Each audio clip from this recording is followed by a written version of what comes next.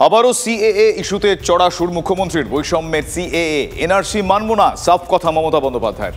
লোকসভা ভোটের আগে সিএএ কার্যকর করাকে কেন্দ্রের ললিপপ বলে তোপ মুখ্যমন্ত্রীর। সিএএতে আবেদন করলেই ভোটাধিকার হারাবেন, কাউকে দেশ থেকে বিতাড়িত করতে দেব না। উত্তরকন্যায় প্রশাসনিক সভা থেকে চড়া সুর মুখ্যমন্ত্রীর। কিছু করা হবে না, সে রুলসে নেই কেন?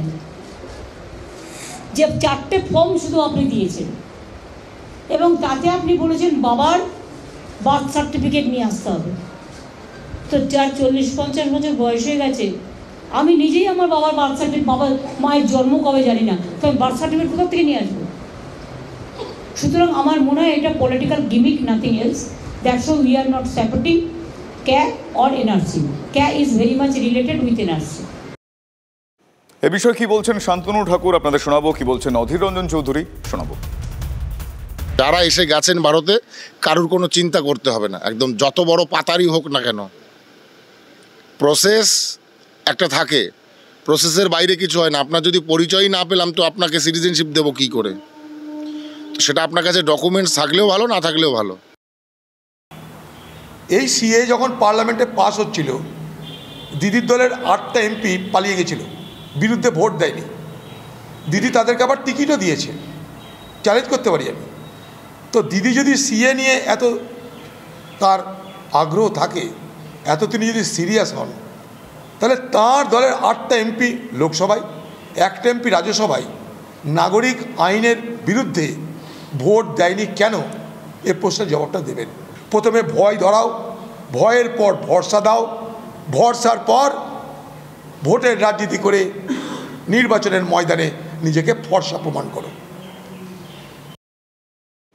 সংশোধিত নাগরিকত্ব আইন কার্যকরের বিজ্ঞপ্তি জারির পর থেকেই সরব 3 মুখ্যমন্ত্রী। তাদের মধ্যে রাজ্যের এই আইন কার্যকর করতে দেবেন না বলে হুঁশিয়ারি দিয়েছেন। কারা কারা হুঁশিয়ারি দিয়েছেন? মমতা বন্দ্যোপাধ্যায় হুঁশিয়ারি দিয়েছেন, পিনারাই বিজয়ন হুঁশিয়ারি দিয়েছেন এবং MK স্টালিন। কিন্তু সেটা কি আদৌ সম্ভব? রাজ্যের প্রাক্তন অ্যাডভোকেট জেনারেল জয়ন্ত মিত্র জানিয়েছেন, কেন্দ্র কোনো আইন কার্যকর করলে সেটা সবাই মানতে বাধ্য।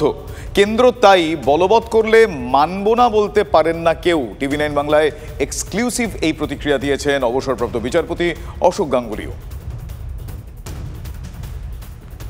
Central act, and central act যদি হয়, and যদি আন্ডার দ্য কনস্টিটিউশন যদি সেন্টারের পাওয়ার থাকে, jurisdiction থাকে to promulgate this kind of an act, then it is binding on everybody, including the state. এখন স্টেট যদি বলে যে না আমি ইমপ্লিমেন্ট করবো না, ইমপ্লিমেন্টেশন তো is in the hand of the state, সেটা তো তাদের নিজেদের ব্যাপার। তো বাইন্ডিং আপন এভরিবডি। যদি ইমপ্লিমেন্ট করতে না চায় তো বলতেই পারে আমি পুলিশকে কাজে লাগাবো না, তখন তো state central government will have to find out ways and means how to implement. গায়ের জোরে তো আর করতে পারবে না, একমাত্র আদালত ছাড়া আর উপায়টা কি? পরিষ্কার বলা আছে যে প্রশাসনিক ক্ষমতা প্রতিটি রাজ্যে, মানে ভারতবর্ষের অঙ্গরাজ্য যেটা, এমনভাবে ব্যবহার করতে হবে যাতে কেন্দ্রীয় আইন বলবৎ হয় সেটা দেখতে হবে। যে কেন্দ্রীয় আইন অবৈধ ঘোষিত হয়নি, যে কেন্দ্রীয় আইন বলবৎ আছে, সেই আইনকে মানব না বলতে পারে না, কারণ তিনি হচ্ছেন রাষ্ট্রের প্রশাসনিক প্রধান। এটা একটা অ্যামেন্ডিং, সেন্ট্রাল গভর্নমেন্টের অ্যামেন্ডিং অ্যাক্ট। সেন্ট্রাল অ্যাক্টটা অ্যাপ্লিকেবল টু এভরিওয়্যার। এটাকে মানবো না বললে বা মানার কোনো জায়গা নেই, এটা মানতেই হবে, না মানলে ভায়োলেশন। সে যেই করুক, আর কোনো স্টেট অথরিটি সে যেই হোক কখনো বলতে পারে না মানবো না।